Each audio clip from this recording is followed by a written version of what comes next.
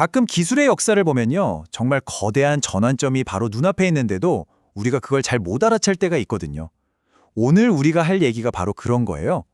금융이라는 이 거대한 혼돈을 과연 우리가 길들일 수 있을까요? 바로 그 양자혁명에 대한 이야기 지금부터 시작합니다. 지금 보시는 이 이미지 어떠세요? 현대 금융시장이 딱 이렇습니다. 거대한 폭풍 같죠? 수많은 변수들이 이 파도처럼 서로 막 얽히면서 도저히 예측할 수 없는 흐름을 만들어내요. 사실 우리가 가진 가장 강력한 슈퍼컴퓨터로도 이 폭풍이 어디로 갈지 정확히 짚어내는 건 거의 불가능에 가깝습니다. 자, 그럼 도대체 왜 이런 문제가 생긴 걸까요? 왜 금융은 이렇게 풀기 어려운 숙제를 안게 됐을까요? 그 근본적인 원인은 사실 우리 기술의 한계에 있습니다. 이 복잡하게 얽힌 선들 꼭 미로 같죠? 이게 바로 금융 모델링의 현실을 보여주는 겁니다. 변수가 그냥 몇 개가 아니에요. 수천 개가 넘는 변수들이 서로 영향을 주고받는데 그 관계가 1 더하기 1은 2 이런 식으로 단순하지가 않아요. 예측 불가능한 곡선, 그러니까 비선형적이라는 거죠. 이런 상황에서 최고의 투자 조합을 찾는다? 그건 사실상 이 복잡한 미로에서 출구를 찾는 거랑 똑같고요. 갑자기 위기가 터졌을 때 실시간으로 위험을 분석하는 건 거의 불가능하다고 봐야죠. 이 한계가 얼마나 무서운지는 우리가 2008년 금융위기 때 똑똑히 봤습니다. 그때 쓰던 모델들이 뭘 놓쳤냐면 바로 꼬리 위험이라는 걸 과소평가한 거예요. 이게 뭐냐면 설마 이런 일이 일어나겠어? 하는 확률은 아주 낮지만 한 번 터지면 그냥 다 무너뜨려버리는 그런 극단적인 사건을 말하는 거죠. 이 도미노처럼 정말 작은 균열 하나가 순식간에 전체 시스템을 무너뜨리는 연쇄 붕괴로 이어진 겁니다. 당시 슈퍼컴퓨터들도 이 위험 신호를 제때 잡아내지 못했어요. 그런데 말이죠. 이렇게 도저히 풀 수 없을 것 같던 문제에 드디어 해답이 등장하기 시작합니다. 바로 완전히 새로운 차원의 컴퓨터, 양자 컴퓨터입니다. 자, 이 문장 한번 보세요. 어떤 문제들은 슈퍼컴퓨터로 해결하는데 우주의 나이보다 더 오랜 시간이 걸릴 것이다. 와, 정말 상상이 가시나요? 우주의 나이보다 더 오래 걸린다니 이건 그냥 못 푼다. 사실상 불가능하다는 얘기죠. 그리고 바로 다음 이 그래프가 그 불가능이 어떻게 가능으로 바뀌었는지 아주 극명하게 보여줍니다. 저 왼쪽 막대 보이시죠?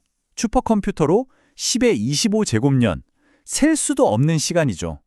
그런데 오른쪽 구글의 양자 시스템 윌로우는 이걸 단 5분 만에 해냅니다. 5분이요? 이건 그냥 좀 빨라진 수준이 아니에요. 아예 차원이 다른 점프를 한 겁니다. 이게 바로 그 혁명의 심장입니다. 구글의 윌로우 칩이에요. 정말 작죠? 근데 이 작은 칩 안에 들어있는 105개의 큐비트가 인류의 계산 능력을 완전히 새로운 시대로 이끌고 있는 겁니다.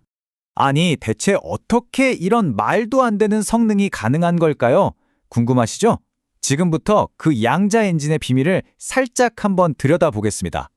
핵심은 정보를 처리하는 가장 기본 단위, 바로 비트의 차이에 있어요.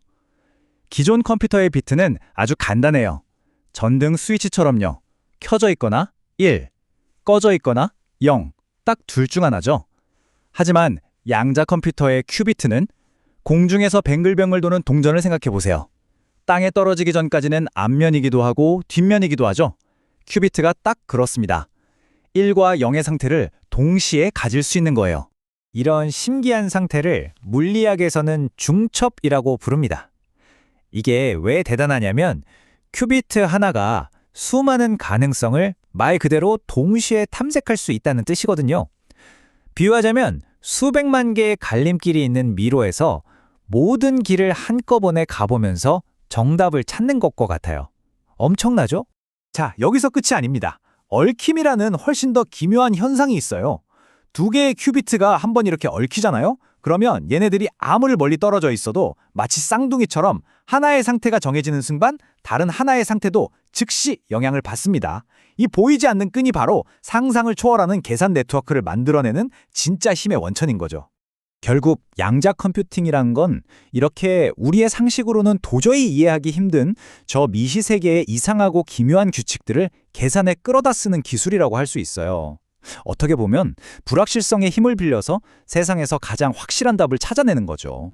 자, 그럼 이제 이 엄청난 힘을 가지고 우리가 처음 얘기했던 그 문제, 바로 금융이라는 혼돈을 어떻게 길들일 수 있는지 한번 구체적으로 살펴보겠습니다. 양자 컴퓨팅이 특히 활약할 무대가 바로 이 네 가지 분야입니다.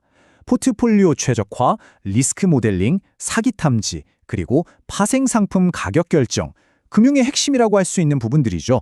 한 가지 예만 들어볼까요? 포트폴리오 최적화. 기존 방식보다 얼마나 빨라졌을 것 같으세요? 무려 240배입니다. 240배. 수백만 개가 넘는 투자 조합 중에서 위험과 수익의 그 황금 비율을 말 그대로 눈 깜짝할 사이에 찾아내는 거예요. 이 과정을 한번 보세요. 시장 데이터를 쫙 모아서 양자 알고리즘으로 수많은 시나리오를 동시에 돌려보고 복잡한 리스크를 분석해서 최적의 결정을 딱 내놓기까지. 예전 같았으면 하루 꼬박 걸렸을 이 일이 이제는 단 몇 분이면 끝난다는 겁니다. 이건 거의 시장 변화를 실시간으로 보면서 대응하는 시대가 열렸다고 할 수 있는 거죠. 자, 그런데 정말 놀라운 건요. 지금까지 말씀드린 이 모든 게 무슨 공상과학 영화 얘기가 아니라는 겁니다. 이건 바로 지금 우리 눈앞에서 실제로 벌어지고 있는 현실이에요. 이 타임라인을 한번 보시죠. 2021년에 골드만삭스랑 IBM이 손을 잡았고 2024년에 구글이 기술적 우위를 증명했죠.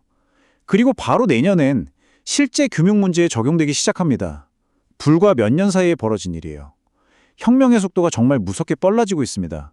네, 실제로 골드만삭스나 IBM 같은 금융계의 거물들은 벌써부터 양자 컴퓨팅을 쓰고 있습니다. 주로 파생 상품 가격을 매기거나 트레이딩 전략을 짜는 아주 핵심적인 업무에 말이죠. 그리고 이미 기존 방식보다 10배 이상 빠른 성과를 내고 있다고 해요. 정말 대단하죠. 결국 우리는 지금 예측 불가능한 것을 예측하려는 기계를 만들고 있는 셈입니다. 금융시장이라는 거대한 폭풍을 길들이려는 인류의 가장 대담한 도전 중 하나죠. 자, 만약 이 도전에 성공한다면 그 다음엔 세상은 어떻게 변하게 될까요? 한 번쯤 깊이 생각해 볼 만한 질문인 것 같습니다.